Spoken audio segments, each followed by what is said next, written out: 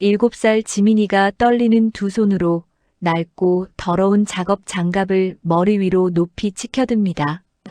이거 봐요. 이거 우리 아빠 손이에요. 여기 피 묻은 거 보이죠?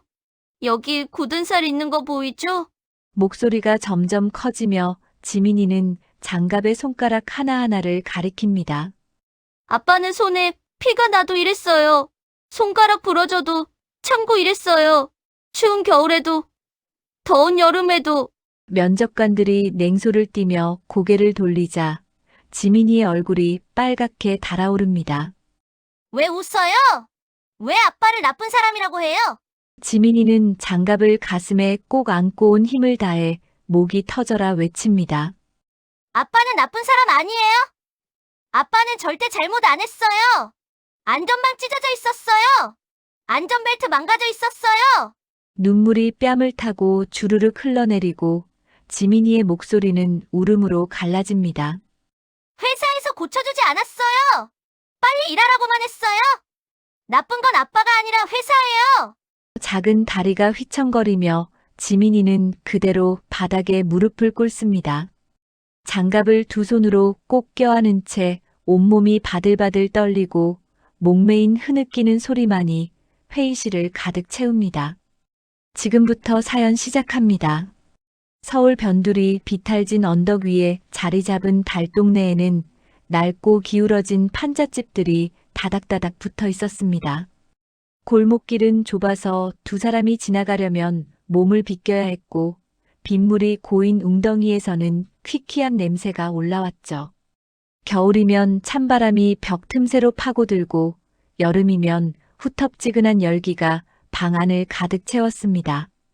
골목 어귀에는 낡은 가로등 하나가 깜빡이며 희미한 불빛을 내뿜고 있었어요. 철수는 이곳에서 딸 지민이와 단둘이 살고 있었어요. 25살에 아내를 잃고 갓 태어난 지민이를 품에 안았던 그날부터 철수의 삶은 오로지 딸 하나를 위한 것이었습니다. 새벽 5시면 일어나 건설 현장으로 향했고 밤 9시가 되어서야 집으로 돌아왔죠. 하루 12시간씩 철근을 나르고 시멘트를 섞으며 땀을 흘렸습니다. 손은 굳은 살이 박혀 거칠어졌고 등은 무거운 짐을 지느라 늘 굽어 있었어요. 지민이는 올해 7살이 되었어요. 또래 아이들처럼 예쁜 옷을 입거나 장난감을 가지진 못했지만 아빠의 사랑만큼은 세상 누구보다 많이 받았습니다. 낡은 원피스는 빨아서 또 입고 운동화는 발가락이 나올 때까지 신었죠. 하지만 지민이는 불평하지 않았어요. 아빠가 힘들게 일하는 걸 알고 있었으니까요. 유치원도 가지 못했지만 지민이는 집에서 아빠가 사다 준 헌책을 읽으며 글자를 익혔습니다. 집은 작았어요. 방 하나에 부엌 겸 거실이 붙어 있는 구조였죠. 벽지는 곳곳이 찢어져 있었고 천장에는 비가 오면 물이 새는 자리가 서너 군데나 되었습니다. 철수는 양철판을 덧대고 테이프로 붙여가며 임시 방편으로 막아놓았어요. 겨울이면 방바닥이 얼어붙어서 지민이가 이불 속에서 떨곤 했죠.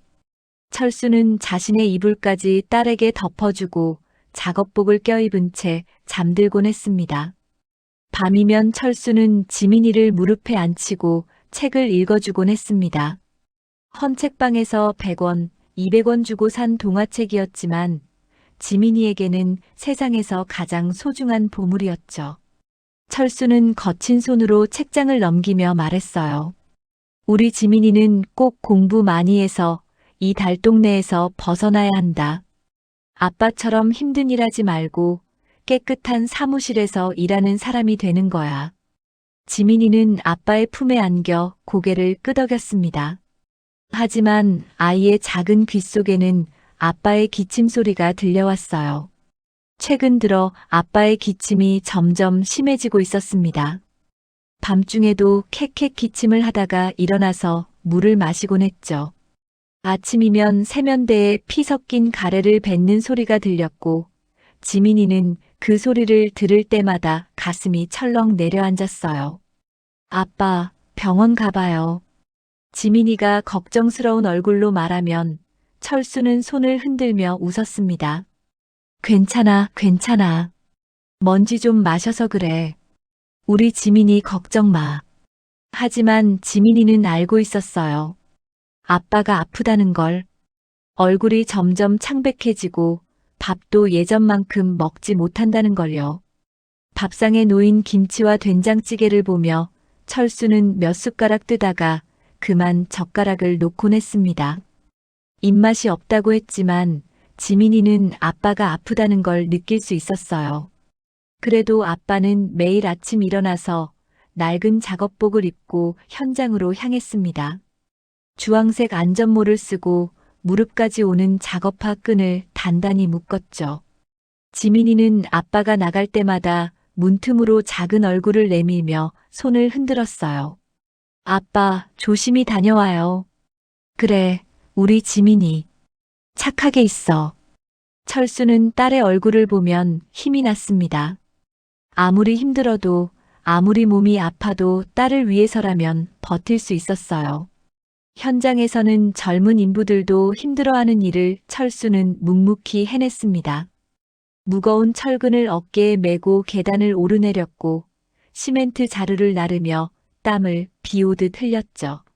어느 날 저녁 철수가 집에 돌아왔을 때 지민이는 낡은 탁자 위에 앉아서 그림을 그리고 있었어요. 색연필 몇 자루로 아빠와 자신이 손을 잡고 있는 그림이었죠. 그림 속에는 큰 집도 있었고 예쁜 꽃밭도 있었습니다. 철수는 딸의 머리를 쓰다듬으며 미소 지었습니다. 우리 지민이 그림 정말 잘 그리네. 나중에 화가가 될 수도 있겠어. 아빠, 저는 아빠랑 계속 같이 있고 싶어요. 이런 큰 집에서 살고 싶어요. 지민이의 말에 철수의 눈가가 뜨거워졌습니다. 이 작은 아이가 세상에서 자신에게 유일한 빛이라는 걸 철수는 너무나 잘 알고 있었어요. 가난해서 미안하고 좋은 것 하나 사주지 못해 미안했지만 그래도 이 아이만은 꼭 지켜내고 싶었습니다. 철수는 지민이를 꼭 안아주며 속삭였어요. 곧 그렇게 될 거야. 아빠가 꼭 그렇게 만들어줄게. 밤이 깊어지고 빗방울이 판잣집 지붕을 두드리기 시작했어요. 철수는 양철 대야를 놓아 빗물을 받으며 한숨을 쉬었습니다. 물이 뚝뚝 떨어지는 소리가 방 안에 울려 퍼졌죠. 지민이는 이불을 뒤집어 쓰고 잠들었지만 아빠의 한숨 소리가 작은 가슴에 깊이 박혔어요. 옆집에서는 또 부부싸움 소리가 들려왔습니다. 욕설이 오가고 무언가 깨지는 소리가 났어요. 아이 우는 소리도 섞여 나왔죠. 달동네의 밤은 언제나 이렇게 소란스러웠습니다. 하지만 철수와 지민이의 집만큼은 조용했어요. 둘이 서로를 바라보며 버티는 작은 섬 같은 곳이었죠. 철수는 창문 밖 어두운 하늘을 바라보며 생각했습니다. 언젠가는 이곳을 떠날 수 있을까? 지민이를 좋은 곳에서 살게 해줄 수 있을까? 하지만 현실은 녹록지 않았어요. 통장에는 몇만 원밖에 남지 않았고 다음 달 월세도 걱정이었습니다. 집주인은 벌써 2번이나 찾아와서 월세를 독촉했죠. 그래도 철수는 포기하지 않았습니다. 내일도 현장에 나가서 땀 흘려 일하고 조금씩이라도 돈을 모아서 지민이에게 더 나은 미래를 만들어주겠다고 다짐했죠. 아빠의 다부진 마음은 빗소리 속에서도 흔들리지 않았습니다. 철수는 주머니 속 구겨진 지폐 몇 장을 만지작거리며 내일 지민이에게 빵이라도 사줘야겠다고 생각했어요. 지민이는 잠결에 작은 손을 뻗어 아빠의 손을 꼭 잡았어요. 차갑고 거친 아빠의 손이었지만 지민이에게는 세상에서 가장 따뜻한 손이었습니다.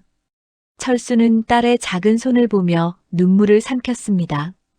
이 손이 자라서 펜을 쥐고 컴퓨터 자판을 두드리고 세상에 떳떳하게 나서는 나를 꿈꾸며 철수는 조용히 기도했어요. 빗소리는 계속되었고 달동네의 밤은 깊어만 갔습니다.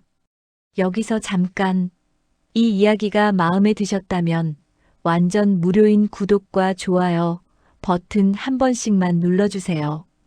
여러분의 작은 응원이 더 좋은 이야기를 만드는 큰 힘이 됩니다.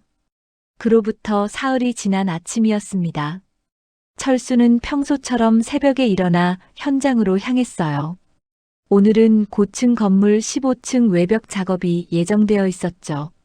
철근을 묶고 콘크리트를 붓는 일이었습니다. 철수는 안전모를 단단히 쓰고 안전벨트를 허리에 찼어요. 하지만 현장의 안전장비는 낡고 헐거웠습니다.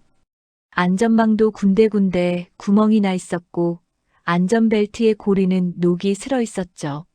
철수 형, 오늘 좀 쉬는 게 어때요? 얼굴이 안 좋아 보이는데. 젊은 인부가 걱정스러운 얼굴로 말했습니다. 철수는 손을 내저으며 웃었어요. 괜찮아. 일 안 하면 돈이 안 들어오잖아. 우리 지민이 밥 먹여야지. 철수는 무거운 철근을 어깨에 메고 비좁은 발판 위를 걸었습니다. 바람이 세차게 불어왔고 15층 높이에서 내려다본 땅은 아득했어요. 철수는 철근을 내려놓고 다시 아래층으로 내려가려던 순간 갑자기 현기증이 몰려왔습니다. 눈앞이 빙빙 돌고 다리에 힘이 풀렸어요. 철수 형. 누군가의 외침이 들렸지만 이미 늦었습니다. 철수의 몸이 휘청거리더니 발판에서 미끄러졌어요. 안전벨트가 몸을 잡아주는가 싶었지만 녹슨 고리가 끊어지며 철수는 그대로 추락했습니다. 쿵 하는 둔탁한 소리와 함께 철수의 몸이 3층 아래 임시 발판에 떨어졌죠. 사람 살려. 구급차 불러. 현장은 순식간에 아수라장이 되었습니다. 인부들이 달려와 철수를 둘러쌌고 누군가는 떨리는 손으로 전화를 걸었어요. 철수는 의식이 흐릿한 채 바닥에 누워 있었습니다. 다리에서는 피가 흘러나왔고 뼈가 부러진 듯 기괴하게 휘어져 있었어요. 철수는 가까스로 입을 열었습니다. 지민이, 우리 지민이. 구급차 사이렌 소리가 울려 퍼졌고 철수는 들것에 실려 병원으로 옮겨졌습니다. 응급실에 도착한 철수는 차가운 금속 침대 위에 누워 있었어요. 의사들이 분주하게 움직이며 엑스레이를 찍고 검사를 했죠. 철수의 오른쪽 다리는 심하게 골절되었고 갈비뼈도 2대가 부러져 있었습니다. 담당 의사가 차가운 표정으로 말했습니다. 수술이 필요합니다. 다리뼈를 맞추고 금속판을 넣어야 해요. 하지만 수술비가 최소 3천만 원은 들 겁니다. 게다가 입원비와 재활치료비까지 생각하면 더 많이 필요하죠. 철수는 침대 위에서 고개를 떨구었습니다. 3천만 원이라니 평생 모아도 만들 수 없는 돈이었어요. 통장에는 겨우 40만 원이 남아 있었고 빚도 이미 수백만 원이 쌓여 있었습니다. 보험은 없으신가요? 회사에서 산재 처리는 해줄 수 있나요? 간호사가 물었지만 철수는 고개를 저었습니다. 건설 현장에서 일용직으로 일하던 철수는 제대로 된 고용계약도 없었고 산재보험도 가입되어 있지 않았어요. 현장 소장은 비용을 아끼려고 안전장비도 제대로 갖추지 않았고 인부들을 불법으로 고용했죠. 보증인이라도 세워주시면 일단 수술은 진행할 수 있는데 의사의 말에 철수는 눈물을 삼켰습니다. 보증을 서줄 사람이 어디 있을까요?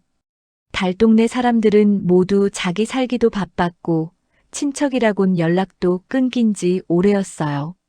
철수는 깁스도 하지 못한 채 다리를 질질 끌며 병원을 나와야 했습니다. 저녁 무렵 철수는 목발을 짚고 간신히 집에 도착했어요. 계단을 오르는 것만으로도 온몸에서 식은땀이 흘렀습니다. 문을 열고 들어서자 지민이가 달려왔어요. 아빠. 지민이는 아빠의 다리에 감긴 붕대를 보고 눈이 동그래졌습니다. 철수는 억지로 웃으며 지민이의 머리를 쓰다듬었어요.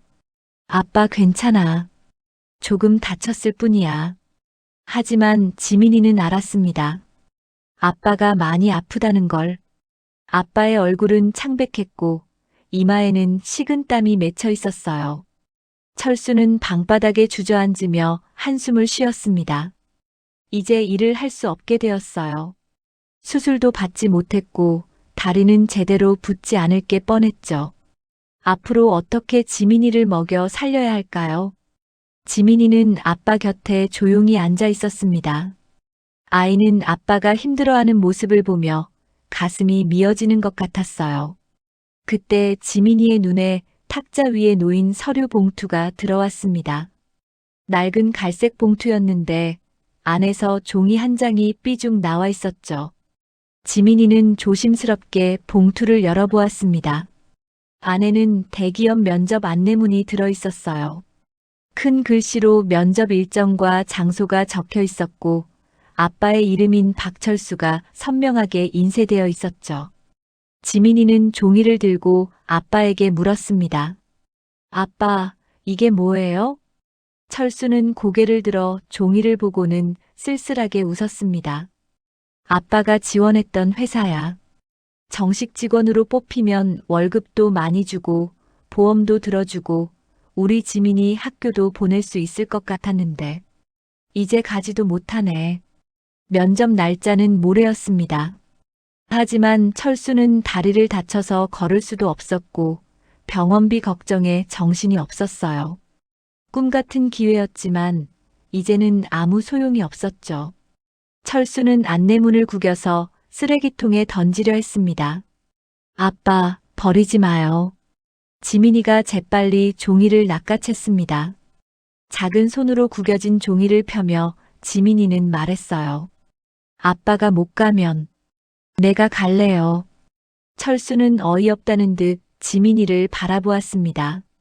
지민아, 그게 무슨 소리야. 너는 아직 7살이야. 거기는 어른들이 가는 곳이란다. 하지만 지민이의 눈빛은 진지했습니다. 아이는 안내문을 꼭 쥐며 고개를 저었어요. 아빠 대신 내가 갈 거예요. 나도 할 수 있어요. 철수는 딸의 어깨를 붙잡으며 말했습니다. 안 돼. 절대 안 돼. 아빠가 알아서 할 테니까 지민이는 걱정하지 마. 하지만 지민이는 마음속으로 이미 결심하고 있었어요. 아빠를 위해서라면 뭐든지 할 수 있었습니다. 아빠가 아프고 돈이 없어서 고통받는 모습을 더 이상 보고 싶지 않았죠. 지민이는 안내문을 가슴에 품으며 작은 목소리로 속삭였습니다. 아빠, 내가 꼭 해낼 거예요. 밤이 깊어지고 철수는 진통제도 없이 고통을 참으며 잠들었습니다. 지민이는 아빠 곁에 누워 천장을 바라보았어요. 작은 가슴 속에는 커다란 결심이 자리 잡고 있었습니다. 면접 당일 아침, 철수는 여전히 깊은 잠에 빠져 있었습니다. 진통 때문에 밤새 뒤척이다가 새벽녘에야 겨우 잠들었던 거예요. 지민이는 조용히 일어나 낡은 옷장을 열었습니다. 가장 깨끗한 원피스를 꺼내 입었어요. 한때는 하얀색이었지만 빨래를 너무 많이 해서 이제는 누런빛이 도는 원피스였죠. 지민이는 작은 손으로 옷에 주름을 펴고 머리카락을 빗으로 정성스럽게 빗었습니다. 작은 책가방을 메고 아빠의 서류 봉투를 꼭 안았어요. 안내문에는 광화문에 있는 대기업 본사 주소가 적혀 있었습니다. 지민이는 문을 조심스럽게 열고 밖으로 나왔죠. 계단을 내려가며 뒤를 돌아보니 낡은 판잣집이 아침 햇살 속에 초라하게 서 있었어요. 지민이는 작은 주먹을 꽉 쥐었습니다. 아빠, 내가 꼭 해낼게요. 달동네에서 시내까지는 멀었습니다. 지민이는 버스 정류장까지 걸어갔어요. 주머니에는 아빠 지갑에서 몰래 꺼낸 1,000원짜리 지폐 2장이 들어있었죠. 버스비로는 부족했지만 지민이는 용기를 내어 버스에 올라탔습니다. 기사님은 작은 아이가 혼자 타는 모습을 보고 고개를 갸우뚱했어요. 꼬마야, 어디 가니? 광화문이요. 지민이의 작은 목소리에 기사님은 한숨을 쉬었습니다. 돈은 있어? 지민이는 1,000원짜리 2장을 내밀었어요. 기사님은 잠시 망설이다가 고개를 끄덕였습니다. 그냥 타렴. 조심해서 가고. 버스는 덜컹거리며 달동네를 벗어났습니다. 창밖으로는 높은 빌딩들이 하나둘 나타나기 시작했어요. 지민이는 창문에 얼굴을 붙이고 그 광경을 바라보았습니다. 세상은 넓고 컸죠. 아빠와 함께 살던 좁은 판잣집과는 너무나 달랐어요. 1시간쯤 지나서 버스는 광화문에 도착했습니다. 지민이는 버스에서 내려 두리번거렸어요. 사람들이 빠르게 오가고 자동차들이 경적을 울리며 지나갔습니다. 높은 빌딩들은 하늘을 찌를 듯 솟아 있었고 유리벽에는 햇빛이 반짝이며 반사되었죠. 지민이는 안내문을 꺼내 주소를 확인했습니다. 건물을 찾는 데만도 한참이 걸렸어요. 지나가는 사람들에게 물어보며 겨우 찾아간 곳은 거대한 유리 건물이었습니다. 입구에는 경비원이 서 있었고 로비는 대리석으로 깔려 있었어요. 지민이는 작은 발걸음으로 안으로 들어갔습니다. 다른 운동화가 반짝이는 바닥을 밟을 때마다 삐걱거리는 소리가 났죠. 로비에는 양복을 입은 사람들이 가득했습니다. 모두 서류 가방을 들고 깔끔하게 차려입고 있었어요. 지민이는 그 사이를 비집고 들어가며 엘리베이터를 찾았습니다. 안내문에는 12층 회의실이라고 적혀 있었죠. 지민이는 엘리베이터 버튼을 눌렀지만 손이 닿지 않았어요. 발끝으로 서서 간신히 버튼을 누르자 엘리베이터 문이 열렸습니다. 12층에 도착하자 복도 양쪽으로 사무실 문들이 줄지어 있었어요. 지민이는 하나하나 문패를 확인하며 걸어갔습니다. 마침내 면접실이라고 적힌 문을 발견했죠. 지민이는 심호흡을 하고 문을 열었습니다. 회의실 안에는 긴 테이블이 놓여 있었고 그 앞에 면접관들이 앉아 있었어요. 6명의 임원들이었죠. 한쪽에는 지원자들이 줄지어 앉아 있었습니다. 모두 이력서를 손에 들고 긴장한 표정이었어요. 지민이가 문을 열고 들어서자 모든 시선이 일제히 아이에게 쏠렸습니다. 저게 뭐야? 한 지원자가 속삭였습니다. 면접관 중 한 명이 안경을 고쳤으며 눈살을 찌푸렸어요. 꼬마야, 여기는 내가 올 곳이 아니야. 어른들 면접 보는 곳이란다. 지민이는 작은 목소리로 대답했습니다. 저 박철수 씨 대신 왔어요. 면접관들은 서로 얼굴을 마주보며 당황했습니다. 한 임원이 비웃듯 말했어요. 박철수? 아, 그 건설 인부 말이지. 애가 왜 여기 있어? 지금 장난하는 거야? 지민이는 고개를 저었습니다. 아빠가 다쳐서 못 와요. 그래서 제가 대신 왔어요. 회의실 안이 웃음바다가 되었습니다. 지원자들은 킥킥거리며 수군댔고 면접관들도 어이없다는 표정을 지었어요. 한 젊은 지원자가 큰 소리로 말했습니다. 와, 이런 코미디가 어디 있어? 애가 면접을 보러 왔다니. 저의 부모는 대체 뭐 하는 사람이야? 지민이의 얼굴이 빨개졌습니다. 눈물이 핑 돌았지만 참았어요. 지민이는 작은 손으로 서류 봉투를 꺼내 들었습니다. 아빠 서류 여기 있어요. 아빠는 착한 사람이에요. 열심히 일해요. 면접관 중 한 명이 차갑게 말했습니다. 이봐, 꼬마. 이건 놀이터가 아니야. 당장 나가지 않으면 경비를 부르겠어. 하지만 지민이는 움직이지 않았습니다. 대신 작은 의자를 끌어와 앉았어요.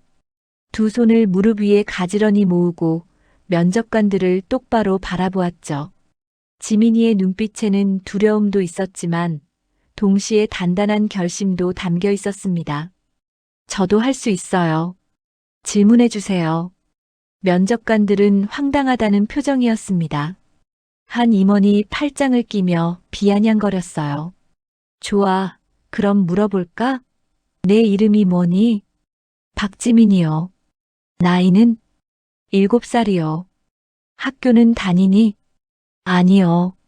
아빠가 돈이 없어서 유치원도 못 갔어요. 면접관들은 코웃음을 쳤습니다. 한 지원자가 말했어요. 유치원도 안 다닌 애가 뭘 안다고 여기 왔대? 지민이는 입술을 깨물었습니다. 가슴이 너무 아팠어요. 하지만 아빠를 생각하며 참았습니다. 면접관 중 나이 지긋한 임원이 냉정하게 말했어요. 꼬마야, 이건 내가 감당할 수 있는 자리가 아니야. 그리고 솔직히 말해서 내 아버지도 이 회사에 어울리지 않아. 건설 인부가 대기업에 들어온다는 게 말이 되니? 지민이의 눈에서 눈물이 주르륵 흘러내렸습니다. 하지만 지민이는 울지 않으려고 애썼어요. 작은 주먹을 꽉 쥐고 떨리는 목소리로 말했습니다. 아빠는 나쁜 사람 아니에요. 매일 열심히 일해요. 저한테도 잘해줘요. 면접관들은 지민이의 말을 듣고 있지 않았습니다. 그저 시간 낭비라는 표정으로 서로 눈짓만 주고받았죠. 한 임원이 손을 흔들며 말했어요. 이제 그만 가렴. 우리도 바쁘단다. 지민이는 자리에서 일어나지 않았습니다. 대신 가방에서 아빠의 작업 장갑을 꺼냈어요. 낡고 더러운 장갑이었지만 지민이에게는 보물이었습니다. 지민이는 장갑을 테이블 위에 올려놓으며 말했어요. 이거 아빠 거예요. 아빠는 이걸 끼고 매일 일해요. 면접실은 잠시 조용해졌습니다. 하지만 곧 다시 웃음소리가 터져 나왔어요. 누군가는 고개를 저었고 누군가는 혀를 찼습니다. 지민이는 더 이상 참을 수 없었어요. 눈물이 뺨을 타고 흘러내렸고 작은 어깨가 들썩였습니다. 면접관 중 한 명이 서류를 넘기며 말했습니다. 자, 이제 다음 지원자 차례입니다. 꼬마는 이제 정말 나가야 해. 하지만 지민이는 자리에서 일어나지 않았어요. 대신 작은 목소리로 말했습니다. 저도 자기소개할 수 있어요. 면접관들은 한숨을 쉬었습니다. 한 임원이 팔짱을 끼고 냉소를 띤 표정으로 말했어요. 좋아, 그럼 해봐. 자기소개를 해보렴. 지원자들이 하나둘 자기소개를 시작했습니다. 첫 번째 지원자는 명문대학을 졸업했다고 말했고, 두 번째 지원자는 유창한 영어로 해외 경험을 늘어놓았어요. 세 번째 지원자는 이전 회사에서 받은 상을 자랑스럽게 언급했죠. 지민이는 그들의 말을 듣고 있었지만 무슨 뜻인지 잘 이해할 수 없었습니다. 대학이 뭔지, 해외가 어디인지 아이는 알지 못했어요. 드디어 지민이 차례가 되었습니다. 면접관들은 지루하다는 표정으로 지민이를 바라보았어요. 한 임원이 시계를 보며 말했습니다. 자, 빨리 해. 우리 시간 없어. 지민이는 작은 의자에서 일어섰습니다. 떨리는 다리로 겨우 서서 면접관들을 바라보았어요. 지민이의 목소리는 작았지만 또렷했습니다.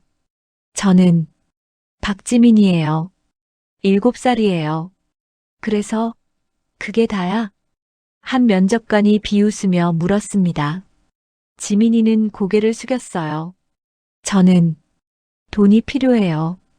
회의실이 순간 조용해졌습니다.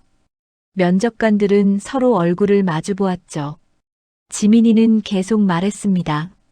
아빠가 병원에 있어요. 다리가 부러졌어요. 수술해야 하는데 돈이 없어요. 약도 사야 해요. 밥도 먹어야 해요. 지민이의 눈에서 눈물이 뚝뚝 떨어졌습니다. 하지만 아이는 울음을 참으며 말을 이어갔어요. 아빠는 매일 새벽에 일어나요. 무거운 것도 나르고 더울 때도 추울 때도 일해요. 저한테 밥 주려고요. 저 학교 보내려고요. 면접실은 정적에 휩싸였습니다. 몇몇 지원자들은 고개를 숙였고 몇몇은 불편한 표정을 지었어요. 하지만 한 임원이 차갑게 웃으며 말했습니다. 감동적인 이야기네. 하지만 여기는 자선단체가 아니야. 우리는 능력 있는 사람을 뽑는 거지 불쌍한 사람을 돕는 곳이 아니란다. 다른 임원이 고개를 끄덕이며 거들었어요. 맞아. 회사는 이익을 내야 해. 동정심으로 사람을 뽑을 수는 없지. 지민이는 입술을 깨물었습니다. 가슴이 너무 아팠어요. 하지만 지민이는 포기하지 않았습니다. 작은 손으로 눈물을 닦으며 다시 말했어요. 저도 일할 수 있어요. 청소도 할 수 있고 심부름도 할 수 있어요. 아빠 대신 일할게요. 한 젊은 지원자가 키득거리며 옆 사람에게 속삭였습니다. 저 애 진짜 웃기네. 7살짜리가 뭘 할 수 있다고. 부모가 애를 이렇게 키우면 안 되는데.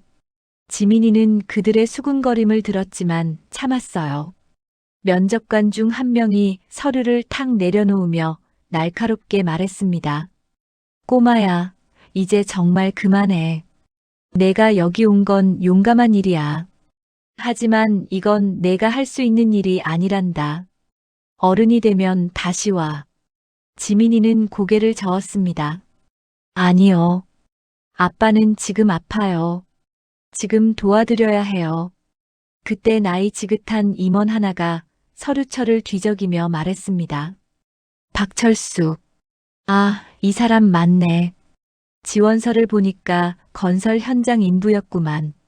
그런데 말이야. 임원은 서류를 들어 보이며 냉소를 띤 표정으로 말했어요. 이 사람 최근에 우리 회사 건설 현장에서 사고 났잖아. 안전수칙 어기다가 떨어진 거라고 기록되어 있네. 다른 임원들이 고개를 끄덕였습니다. 한 명이 말했어요. 맞아. 그 사건 때문에 회사가 곤란해졌잖아. 언론에까지 나갔고. 그 사람 가족이 회사 상대로 소송까지 걸려고 했다면서. 지민이는 그 말을 듣고 눈이 커졌습니다. 소송이 뭔지는 몰랐지만 아빠를 나쁘게 말하는 것 같았어요. 임원 중 한 명이 비웃듯 말했습니다. 그러니까 이의 아버지가 바로 그 문제의 인부였구만. 회사에 피해준 사람 가족이 여기 와서 일자리 달라고? 이게 말이 돼? 다른 임원이 혀를 차며 말했어요. 이건 완전히 적반하장이네. 자기가 잘못해놓고 회사 탓하고 이제 애까지 보내서 동정심에 호소하려는 거야? 지민이의 얼굴이 하얗게 질렸습니다. 무슨 말인지 다 이해할 수는 없었지만 아빠가 나쁜 사람이라고 말하는 것 같았어요. 지민이는 작은 목소리로 항변했습니다. 아니에요. 아빠는 잘못한 거 없어요. 하지만 임원들은 지민이의 말을 듣지 않았습니다. 한 명이 서류를 펼쳐 보이며 말했어요. 여기 보게. 현장 감독 보고서에 따르면 박철수 씨가 안전벨트를 제대로 착용하지 않았다고 나와 있어. 그리고 무리하게 작업하다가 추락한 거라고. 회사는 안전교육도 시켰고 장비도 제공했어. 본인이 규칙을 안 지킨 거지. 지원자들까지 수군거리기 시작했습니다. 아, 그래서 그런 거구나. 아버지가 문제를 일으킨 사람이네. 역시 달동네 사람들은 다르지 않아. 회사에 민폐만 끼치는 사람들이야. 지민이의 눈에서 눈물이 왈칵 쏟아졌습니다. 아이는 두 손으로 얼굴을 가리고 흐느꼈어요. 온 세상이 아빠를 나쁜 사람이라고 말하는 것 같았습니다. 하지만 지민이는 알고 있었어요. 아빠는 절대 나쁜 사람이 아니라는 걸요. 한 임원이 냉정하게 말했습니다. 이제 그만 가렴. 우리도 할 일이 많아. 경비한테 연락해서 보호자 찾아주도록 하지. 다른 임원이 전화기를 들었습니다. 지민이는 떨리는 다리로 자리에서 일어났어요. 눈물로 범벅이 된 얼굴로 면접관들을 바라보았습니다. 아이의 눈빛에는 슬픔과 분노가 동시에 담겨 있었어요. 지민이는 가방을 메고 문 쪽으로 걸어갔습니다. 하지만 문 앞에서 멈춰 섰어요. 작은 손이 문손잡이를 잡았지만 돌리지 못했습니다. 지민이의 마음속에서 무언가가 끓어오르고 있었죠. 아빠를 지켜야 한다는 생각, 아빠는 나쁜 사람이 아니라고 외치고 싶은 마음이 가슴을 꽉 채웠습니다. 지민이는 문손잡이를 잡은 채 멈춰 섰습니다. 뒤에서는 면접관들의 목소리가 들려왔어요. 휴, 드디어 가는구만. 시간 낭비도 이런 시간 낭비가 없네. 요즘 부모들은 애를 어떻게 키우는 건지 모르겠어. 그 말을 듣는 순간 지민이의 작은 가슴 속에서 무언가가 폭발했습니다. 아이는 문손잡이를 놓고 천천히 돌아섰어요. 눈물로 젖은 얼굴이었지만 눈빛만큼은 또렷했습니다. 지민이는 다시 회의실 안쪽으로 걸어갔어요. 꼬마, 아직도 안 가? 한 임원이 짜증스러운 목소리로 물었습니다. 지민이는 테이블 앞에 섰어요. 작은 손으로 가방을 열고 안에서 무언가를 꺼냈습니다. 낡고 더러운 작업 장갑이었죠. 아빠가 매일 현장에서 끼던 그 장갑이었어요. 지민이는 장갑을 양손으로 꼭 쥐고 면접관들을 바라보았습니다. 그리고 떨리는 목소리로 말하기 시작했어요. 이거 아빠 손이에요. 면접관들은 어리둥절한 표정으로 지민이를 바라보았습니다. 지민이는 장갑을 들어 올리며 계속 말했어요. 아빠는 이 장갑 끼고 매일 일했어요. 손에 피가 나도 손가락이 부러져도 아빠는 일했어요. 지민이의 목소리가 점점 커졌습니다. 눈물이 뺨을 타고 흘러내렸지만 아이는 멈추지 않았어요. 추운 겨울에도 일했어요. 더운 여름에도 일했어요. 밥도 제대로 못 먹고 잠도 제대로 못 자고 아빠는 일했어요. 회의실이 조용해졌습니다. 지원자들은 고개를 숙였고 몇몇 임원들은 불편한 표정을 지었어요. 하지만 지민이는 멈추지 않았습니다. 아빠는 저한테 맨날 말했어요. 우리 지민이는 공부해서 좋은 사람 되라고. 달동네 벗어나라고. 아빠처럼 힘든 일 하지 말라고. 지민이의 목소리에는 울음이 섞여 있었습니다. 아이는 장갑을 가슴에 꼭 안으며 소리쳤어요. 그런데 왜 아빠가 나쁜 사람이에요? 왜 아빠가 잘못했다고 해요? 한 임원이 입을 열었습니다. 꼬마야, 그건 아니에요. 지민이가 소리쳤습니다. 아이의 작은 목소리가 회의실을 가득 채웠어요. 안전벨트가 망가져 있었어요. 아빠가 말했어요. 회사에서 새 거 안 줬대요. 낡은 거 계속 쓰라고 했대요. 임원들의 얼굴이 굳어졌습니다. 한 명이 변명하듯 말했어요. 그건 확인되지 않은 사실이야. 현장 보고서에는 거짓말이에요. 지민이는 울부짖었습니다. 작은 몸이 떨리고 목소리가 갈라졌지만 아이는 계속 말했어요. 아빠는 안전교육도 못 받았어요. 첫날부터 일만 시켰대요. 위험하다고 말하면 그만두라고 했대요. 다른 사람 뽑으면 된다고 했대요. 면접실의 공기가 무겁게 가라앉았습니다. 지원자들은 숨죽이며 지민이를 바라보았고 임원들은 서로 눈치를 보았어요. 한 임원이 차갑게 말했습니다. 이봐, 꼬마. 내가 뭘 안다고 그런 말을 함부로 하니? 이건 명예훼손이야. 아니에요. 진짜예요. 지민이는 눈물을 뚝뚝 흘리며 장갑을 흔들었습니다. 이거 봐요. 아빠 손이 여기 있어요. 굳은 살이 이렇게 많아요. 피도 묻어 있어요. 아빠가 얼마나 열심히 일했는데. 지민이의 목소리는 절규에 가까웠습니다. 아이는 바닥에 무릎을 꿇고 장갑을 가슴에 안으며 흐느꼈어요. 안전망도 없었어요. 아빠 말했어요.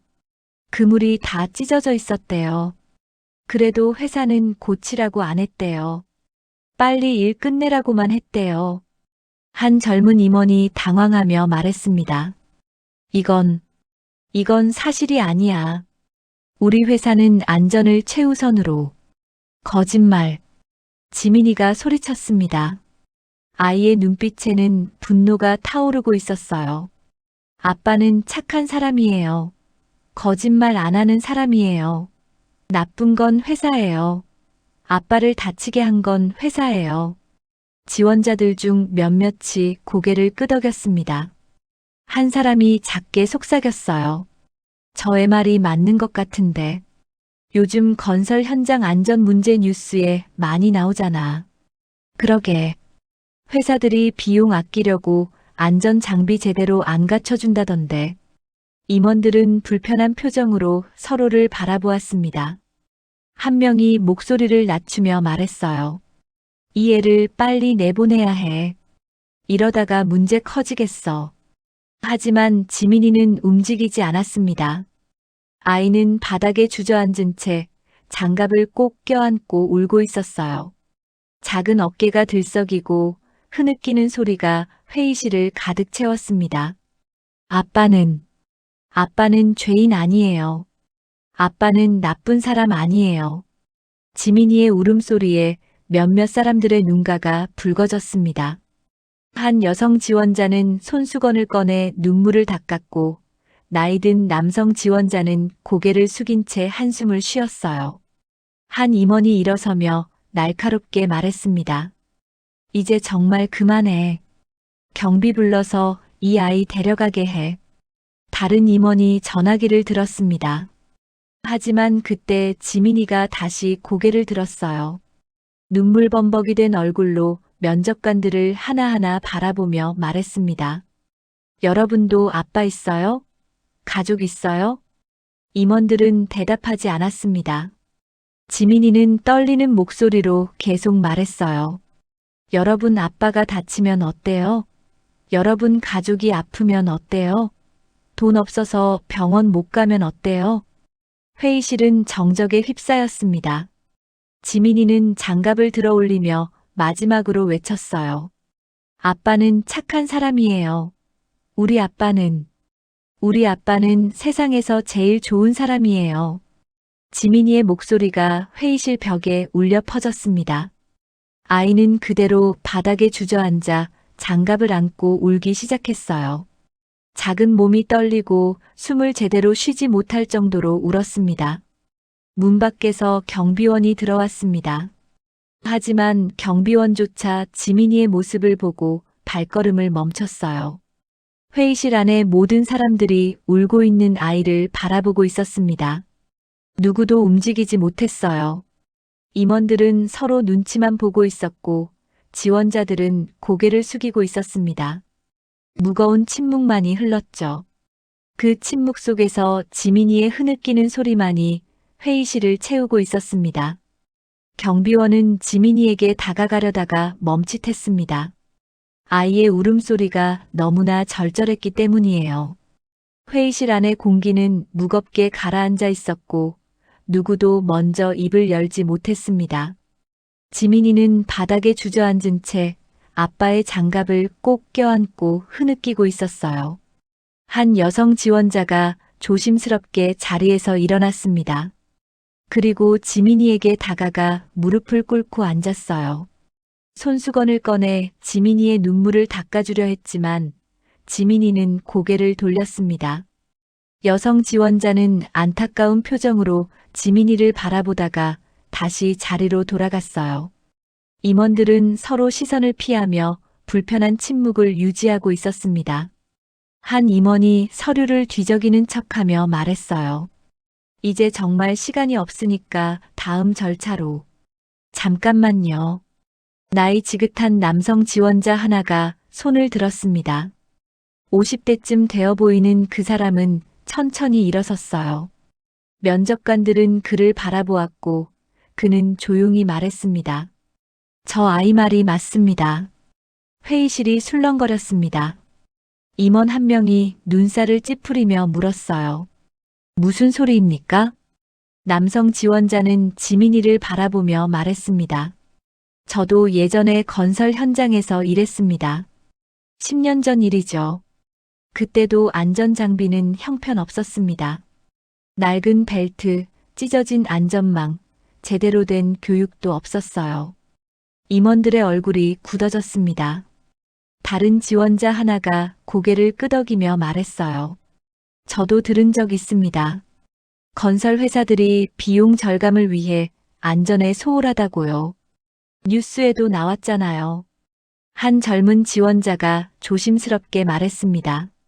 사실 이번 면접 준비하면서 이 회사 검색해 봤는데 작년에도 안전사고가 있었더라고요.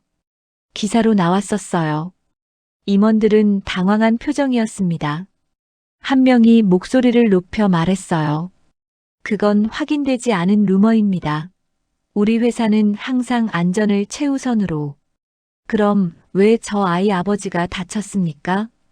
50대 남성 지원자가 날카롭게 물었습니다. 임원은 말문이 막혔어요. 남성 지원자는 지민이를 가리키며 계속 말했습니다. 저 아이를 보세요. 7살짜리가 아빠 대신 여기까지 왔습니다. 얼마나 절박하면 그랬겠습니까? 회의실 안의 분위기가 바뀌기 시작했습니다. 지원자들이 하나둘 고개를 끄덕이기 시작했어요. 한 여성 지원자가 말했습니다. 저도 미안하게 됐네요. 처음에는 저 아이를 비웃었는데 생각해보니 제가 잘못했어요. 다른 지원자가 임원들을 바라보며 말했습니다. 솔직히 저는 이런 회사에서 일하고 싶지 않습니다. 직원의 안전도 지켜주지 못하는 회사라면요. 임원들은 당황해서 서로를 바라보았습니다. 한 임원이 변명하듯 말했어요. 아니, 이건 오해입니다. 우리 회사는 오해가 아니에요. 지민이가 고개를 들었습니다. 눈물로 범벅이 된 얼굴이었지만 눈빛만큼은 확고했어요. 아이는 일어서서 장갑을 꼭 쥐고 말했습니다. 아빠가 말해줬어요. 회사 사람들이 빨리 일하라고만 했대요. 위험하다고 말하면 겁쟁이라고 놀렸대요. 일 못하면 다른 사람 뽑겠다고 협박했대요. 임원 중 한 명이 얼굴을 붉히며 소리쳤습니다. 이건 중상모략이야. 어린애 말을 어떻게 믿어? 하지만 50대 남성 지원자가 침착하게 말했습니다. 아이는 거짓말을 못합니다. 특히 자기 아버지에 대해서는요. 저 눈빛을 보세요. 저 아이는 진실을 말하고 있어요. 지원자들이 모두 지민이를 바라보았습니다. 아이의 눈에는 두려움도 있었지만 동시에 진실함도 담겨 있었어요. 한 지원자가 일어서며 말했습니다. 저는 이 면접 포기하겠습니다. 이런 회사에서 일할 수 없어요. 그 말에 다른 지원자 2명도 자리에서 일어섰습니다. 임원들은 황급히 그들을 말렸어요. 잠깐만요. 오해를 풀고 가세요. 하지만 지원자들은 돌아보지 않고 회의실을 나갔습니다. 남은 지원자들도 불편한 표정으로 자리에 앉아 있었어요. 분위기는 완전히 뒤바뀌었습니다. 지민이는 장갑을 가슴에 안고 면접관들을 똑바로 바라보았습니다. 아이는 더 이상 울지 않았어요. 대신 또렷한 목소리로 말했습니다. 저는 여러분한테 일자리 달라고 온 게 아니에요. 임원들은 지민이를 바라보았습니다. 지민이는 계속 말했어요. 아빠를 도와달라고 온 거예요. 아빠는 나쁜 사람이 아니라고 말하고 싶었어요. 지민이는 장갑을 들어 올리며 말했습니다. 이 장갑 보세요. 아빠는 이걸 끼고 여러분 회사 건물 만들었어요. 땀 흘리고 피 흘리고 아파하면서 만들었어요. 아이의 목소리에는 떨림이 있었지만 힘이 담겨 있었습니다. 그런데 아빠가 다쳤을 때 회사는 아무것도 안 해줬어요. 병원비도 안 줬어요. 그냥 아빠 혼자 아프라고 했어요. 임원들은 고개를 숙였습니다. 한 명이 작게 말했어요. 그건 법적인 문제가 있어서. 법이 뭐예요? 지민이가 물었습니다. 아이의 순수한 질문에 임원은 대답하지 못했어요. 지민이는 눈물을 닦으며 말했습니다. 저는 어려운 건 몰라요. 그냥 아빠가 아프지 않았으면 좋겠어요. 아빠랑 밥 먹고 책 읽고 같이 있고 싶어요. 지민이의 말에 회의실이 조용해졌습니다. 한 여성 임원이 눈가를 훔치며 고개를 돌렸어요. 다른 임원도 불편한 표정으로 서류를 내려놓았습니다. 지민이는 장갑을 테이블 위에 조심스럽게 올려놓았습니다. 이거 여러분한테 드릴게요. 아빠 손이에요. 이거 보면 아빠가 얼마나 열심히 일했는지 알 수 있어요. 아이는 장갑을 쓰다듬으며 말했습니다. 아빠처럼 일하는 사람들 많아요. 추운 데서도 일하고, 더운 데서도 일하고, 위험한 데서도 일해요. 그 사람들도 가족 있어요. 저처럼 기다리는 사람들 있어요. 지민이는 면접관들을 하나하나 바라보며 말했습니다. 제발 그 사람들 다치지 않게 해주세요. 안전한 곳에서 일하게 해주세요. 저처럼 우는 아이들 없게 해주세요. 회의실은 숙연해졌습니다. 지민이의 간절한 목소리가 모든 사람의 가슴을 울렸어요. 한 젊은 임원은 눈물을 글썽이며 고개를 숙였고 나이 든 임원은 손으로 얼굴을 가렸습니다. 지민이는 마지막으로 장갑을 한 번 더 쓰다듬고는 뒤로 물러섰습니다. 아이는 작은 가방을 메고 문 쪽으로 걸어갔어요. 이번에는 망설이지 않았습니다. 지민이는 해야 할 말을 다 했고 보여줘야 할 것을 다 보여줬어요. 문 앞에서 지민이는 마지막으로 돌아보았습니다. 감사합니다. 제 말 들어주셔서요. 그리고 지민이는 문을 열고 나갔습니다. 작은 발걸음이 복도를 따라 멀어져 갔어요. 회의실에는 무거운 침묵만이 남았습니다. 지민이가 나간 뒤 회의실은 한동안 정적에 휩싸여 있었습니다. 테이블 위에는 낡은 작업 장갑만이 덩그러니 놓여 있었어요. 임원들은 그 장갑을 바라보며 아무 말도 하지 못했습니다. 남은 지원자들도 고개를 숙인 채 침묵하고 있었죠. 그때 회의실 맨 뒷자리에서 한 노인이 천천히 일어섰습니다. 70대쯤 되어 보이는 그 노인은 면접을 참관하러 온 회장 김태준이었어요. 회색 양복을 단정하게 차려입은 그는 지금까지 아무 말 없이 앉아 있었습니다. 임원들은 회장이 일어서자 깜짝 놀라 자리에서 벌떡 일어났어요. 회장님. 한 임원이 떨리는 목소리로 말했습니다. 김태준 회장은 대답하지 않았어요. 대신 천천히 테이블 쪽으로 걸어갔습니다. 지팡이를 짚은 그의 발걸음은 무겁고 느렸지만 그 존재감은 회의실 전체를 압도했죠. 김태준은 테이블 위에 놓인 장갑 앞에 섰습니다. 그리고 그것을 조심스럽게 집어들었어요. 거친 천, 굳은 때, 손가락 부분에 해진 자국. 회장은 장갑을 천천히 들여다보며 한참을 말이 없었습니다. 회장님, 저희가 정리를. 한 임원이 다가가려 했지만 회장은 손을 들어 제지했습니다. 그리고 장갑을 꼭 쥐며 떨리는 목소리로 말했어요. 이게 바로 나였어. 임원들은 어리둥절한 표정으로 회장을 바라보았습니다. 김태준 회장은 장갑을 가슴에 안으며 눈을 감았어요. 그의 눈가에 눈물이 맺히기 시작했습니다. 50년 전 나도 저 아이와 똑같았어. 회의실이 숨죽였습니다. 회장은 눈을 뜨고 천천히 말하기 시작했어요. 나도 달동네에서 태어났어. 판잣집에서 살았지. 아버지는 공장 노동자였고 어머니는 남의 집 빨래를 해주며 돈을 벌었어. 회장의 목소리에는 옛 기억이 배어 있었습니다. 임원들은 처음 듣는 이야기에 놀란 표정으로 서 있었어요. 내가 8살 때였어. 아버지가 공장에서 기계에 손을 다쳤지. 손가락 3개를 잃었어. 회사는 치료비 한 푼 안 줬어. 오히려 아버지를 해고했지. 김태준의 손이 떨렸습니다. 장갑을 쥔 손에 힘이 들어갔어요. 그날 나도 아버지 대신 공장에 갔어. 일자리를 달라고 했지. 8살짜리 꼬마가 말이야. 사람들은 나를 비웃었어. 저 아이가 당한 것처럼.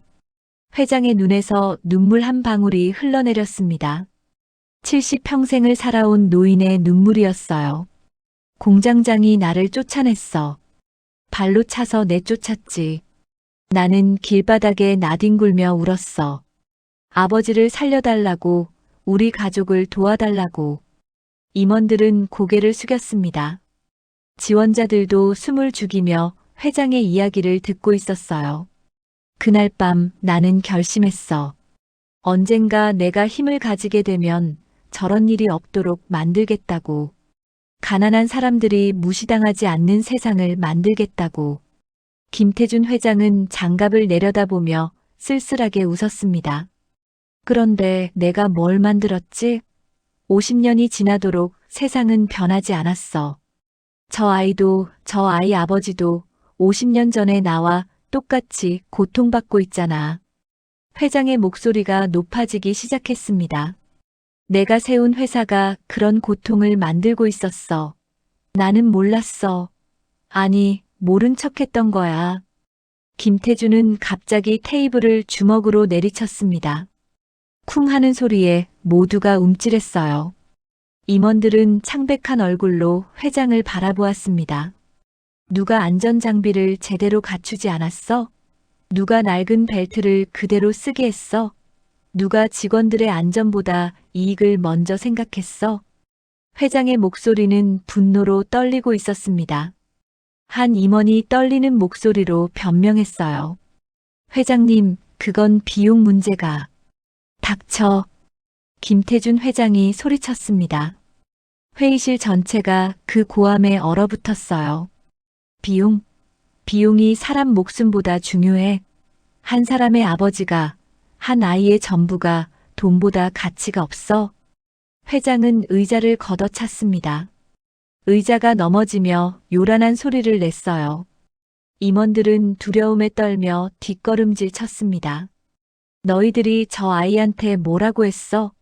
자선단체가 아니라고. 능력 없는 사람은 필요 없다고. 김태준은 임원들을 하나하나 노려보며 말했습니다. 저 아이가 바로 나야. 50년 전의 나라고. 그런데 너희가 감히 저 아이를 비웃었어? 한 임원이 무릎을 꿇었습니다. 죄송합니다, 회장님. 저희가 잘못했습니다. 다른 임원들도 하나둘 무릎을 꿇기 시작했어요. 하지만 회장은 그들을 차갑게 내려다보았습니다. 미안하다고 해결될 문제가 아니야. 저 아이 아버지는 지금 병원에서 고통받고 있어. 치료도 제대로 못 받고 있지. 김태준은 주머니에서 휴대전화를 꺼냈습니다. 그리고 누군가에게 전화를 걸었어요. 여보세요? 나야. 지금 당장 법무팀 불러. 인사팀, 안전관리팀 전부 소집해. 전화를 끄는 회장은 임원들을 향해 말했습니다. 오늘부터 이 회사는 바뀔 거야. 모든 건설 현장의 안전 점검을 다시 해. 장비는 전부 새 것으로 교체하고 안전 교육은 의무화해. 하지만 회장님, 그러면 비용은 내가 책임진다. 김태준이 소리쳤습니다. 회사 이익이 좀 줄어들면 어째? 사람이 다치는 것보다 중요한 게 어디 있어? 회장은 장갑을 가슴에 꼭 안으며 말했습니다. 그리고 박철수 씨 찾아. 당장 최고의 병원으로 모셔. 치료비는 회사가 전액 부담하고 보상금도 지급해. 그분이 다시 건강해질 때까지 회사가 책임진다. 임원들은 고개를 끄덕였습니다. 김태준은 창문 밖을 바라보며 말했어요. 그리고 저 아이를 찾아. 지금 당장. 한 임원이 급히 밖으로 나갔습니다. 회장은 여전히 장갑을 쥔 채 서 있었어요. 그의 눈에는 50년 전 자신의 모습이 어른거리고 있었습니다. 달동네에서 울며 공장 문 앞에 섰던 8살 소년의 모습이요. 저 아이는 나였어. 그리고 저 아이 아버지는 우리 아버지였어. 김태준은 조용히 중얼거렸습니다. 회의실에는 무거운 침묵만이 흘렀어요. 회장의 눈물이 장갑 위로 떨어졌습니다. 지민이는 빌딩 밖으로 나와 터벅터벅 걷고 있었습니다. 작은 어깨는 축 처져 있었고 눈은 빨갛게 부어 있었어요. 아이는 버스 정류장을 향해 걸으며 생각했습니다. 아빠한테 뭐라고 말하지? 아무것도 해주지 못했다고 말해야 할까? 지민이의 가슴은 무겁기만 했어요. 그때 뒤에서 급한 발소리가 들렸습니다. 꼬마, 잠깐만. 지민이가 돌아보니 회사 임원 한 명이 숨을 헐떡이며 달려오고 있었어요. 지민이는 겁이 나서 뒷걸음질 쳤습니다. 혹시 혼내러 오는 건 아닐까 싶었죠. 도망가지 마. 회장님이 찾으셔. 회장님이요? 지민이는 회장이 누군지 몰랐습니다. 임원은 무릎을 꿇고 지민이와 눈높이를 맞추며 말했어요. 응, 우리 회사에서 제일 높으신 분이야. 너를 꼭 만나고 싶으시대. 지민이는 불안한 표정으로 임원을 바라보았습니다. 임원은 부드럽게 미소 지으며 손을 내밀었어요. 걱정 마. 좋은 일이야. 같이 가자. 지민이는 망설이다가 작은 손을 내밀었습니다. 임원은 지민이의 손을 잡고 다시 빌딩 안으로 들어갔어요. 엘리베이터를 타고 올라가는 동안 지민이의 가슴은 두근 걸렸습니다. 회의실 문이 열리자 김태준 회장이 서 있었습니다. 회장은 지민이를 보자마자 무릎을 꿇고 앉았어요. 70이 넘은 노인이 7살 아이 앞에 무릎을 꿇은 것이었죠. 지민이는 깜짝 놀라 뒷걸음질 쳤습니다. 할아버지, 왜 그러세요? 김태준은 눈물을 흘리며 말했습니다. 미안하구나. 할아버지가 정말 미안해. 지민이는 어리둥절한 표정으로 회장을 바라보았어요. 회장은 지민이의 두 손을 잡으며 말했습니다. 내 아버지가 다친 건 우리 회사 잘못이야. 할아버지가 잘못 봤어. 직원들을 제대로 못 챙겼어. 지민이의 눈이 커졌습니다. 회장은 계속 말했어요. 이제부터 내 아버지는 우리가 책임질 거야. 병원비도 전부 우리가 낼게. 제일 좋은 병원에서 치료받게 해줄게. 정말요? 지민이의 목소리가 떨렸습니다. 회장은 고개를 끄덕이며 눈물을 닦았어요. 그래, 정말이야. 그리고 내 아버지가 다 나으실 때까지 생활비도 우리가 드릴 거야. 너도 학교 갈 수 있어. 지민이의 눈에서 눈물이 주르륵 흘러내렸습니다. 하지만 이번에는 슬픔의 눈물이 아니었어요. 기쁨과 안도의 눈물이었죠. 지민이는 회장의 손을 꼭 쥐며 말했습니다. 감사합니다, 할아버지. 정말 감사해요. 김태준 회장은 지민이를 꼭 안아주었습니다. 노인의 품은 따뜻했어요. 지민이는 회장의 품에 안겨 한참을 울었습니다. 그동안 참았던 모든 두려움과 슬픔이 한꺼번에 터져나왔어요. 할아버지도 너 같은 아이였단다. 아버지를 지키려고 애쓰던 아이였지. 회장은 지민이의 등을 토닥이며 말했습니다.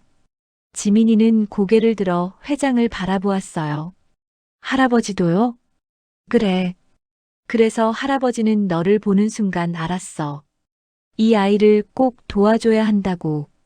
김태준은 일어서서 비서에게 전화하라고 지시했습니다. 곧 검은색 승용차가 빌딩 앞에 도착했어요. 회장은 지민이의 손을 잡고 차에 태웠습니다. 우리 내 아버지 보러 가자. 차는 병원을 향해 달렸습니다. 지민이는 창밖을 바라보며 아빠 얼굴을 떠올렸어요.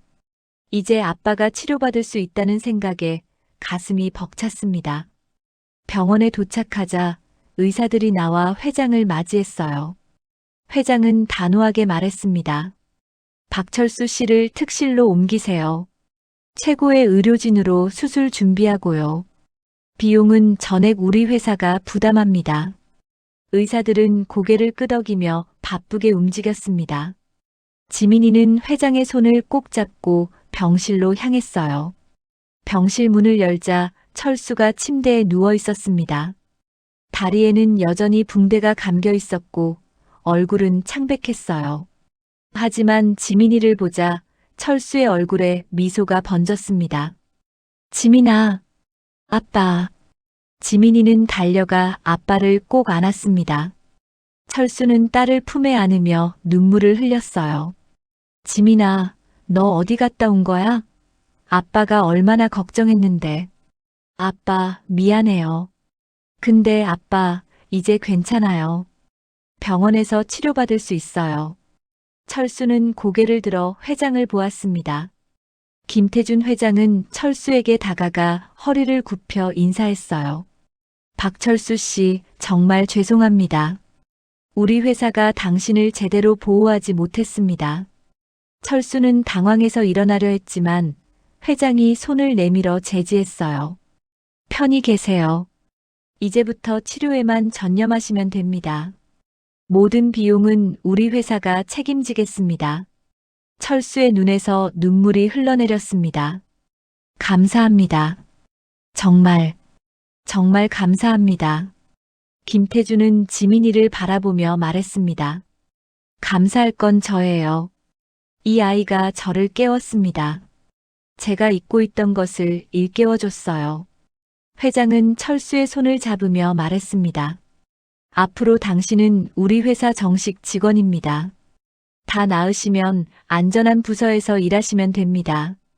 물론 급여와 복지는 모두 보장됩니다. 철수는 믿을 수 없다는 표정으로 회장을 바라보았어요. 지민이는 아빠 곁에 앉아 작은 손으로 아빠 손을 쓰다듬었습니다. 며칠 뒤 철수는 수술을 받았습니다. 최고의 의료진이 정성껏 치료했고 수술은 성공적이었어요. 재활 치료도 시작되었고 철수는 조금씩 건강을 되찾아갔습니다. 한 달 뒤 김태준 회장은 직접 달동네를 찾았습니다. 판잣집 앞에서 철수와 지민이를 만났어요. 회장은 봉투 하나를 건넸습니다. 이건 당분간 생활비입니다. 그리고 이 서류는 새집 계약서예요. 더 좋은 곳으로 이사 가세요. 철수는 떨리는 손으로 서류를 받았습니다. 회장은 지민이의 머리를 쓰다듬으며 말했어요. 지민아, 학교도 등록했어. 다음 주부터 학교 갈 수 있어. 지민이는 환하게 웃으며 고개를 끄덕였습니다. 달동네 주민들이 하나둘 모여들었어요. 소문을 듣고 찾아온 사람들이었죠. 회장은 주민들을 바라보며 말했습니다. 우리 회사는 바뀔 겁니다.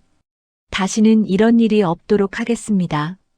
주민들은 박수를 쳤습니다. 철수는 지민이를 꼭 안으며 눈물을 흘렸어요. 지민아, 고마워. 내가 아빠를 지켜줬구나. 지민이는 아빠 품에 안겨 미소 지었습니다.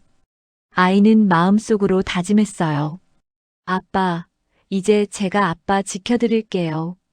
저는 달동네 아이가 아니에요. 세상을 바꿀 사람이 될 거예요. 저녁 노을이 달동네를 붉게 물들였습니다. 좁은 골목길에는 따뜻한 빛이 내려앉았어요. 철수는 지민이의 손을 잡고 새로운 시작을 꿈꾸었습니다. 김태준 회장은 차에 오르며 50년 전 자신의 모습을 떠올렸어요. 그리고 조용히 중얼거렸습니다. 이제야 약속을 지켰구나. 차는 천천히 달동네를 벗어났습니다. 지민이는 아빠와 함께 석양을 바라보며 서 있었어요. 작은 소녀의 눈빛에는 희망이 빛나고 있었습니다. 가난했지만 포기하지 않았던 아이. 아빠를 지키기 위해 용기를 낸 아이. 그 아이는 이제 새로운 세상을 향해 첫걸음을 내딛고 있었습니다. 달동네 위로 별들이 하나둘 떠올랐습니다. 철수와 지민이는 손을 꼭 잡은 채 집으로 돌아갔어요. 낡은 판잣집이었지만 오늘만큼은 세상에서 가장 따뜻한 집이었습니다. 내일부터 새로운 삶이 시작될 것이었어요. 아빠와 딸 둘만의 작은 기적이 만들어낸 희망찬 미래였습니다. 지금까지 지민이의 사연이었습니다. 7살 소녀의 용기는 한 아버지를 구했고 수많은 노동자들의 미래를 바꿨습니다. 당신 주변에도 묵묵히 땀 흘리는 누군가가 있습니다. 가장 약한 사람을 지키는 것, 그것이 진정한 강함입니다. 완전 무료인 구독, 좋아요, 알림 설정 부탁드립니다. 여러분은 지금 어디서 사연 영상을 듣고 계시는지 댓글로 알려주세요. 처음부터 끝까지 사연 목욕탕 이야기 들어주셔서 감사합니다.